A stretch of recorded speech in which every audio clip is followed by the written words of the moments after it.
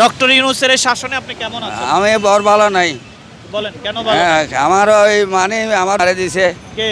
ওই ইউনুস সাহেবে। ইউনূস সাহেবের ব্যবসা কি হ্যাঁ, করছে আপনার ইউনূস সাহেব? এক টাকার মাল 5 টাকা কিনতে হয়। কি বলেন আপনি? সবাই বলতেছে ওইদিকে না না, সবাই বলতেছে না, সবাই একদম জারগই করতেছে।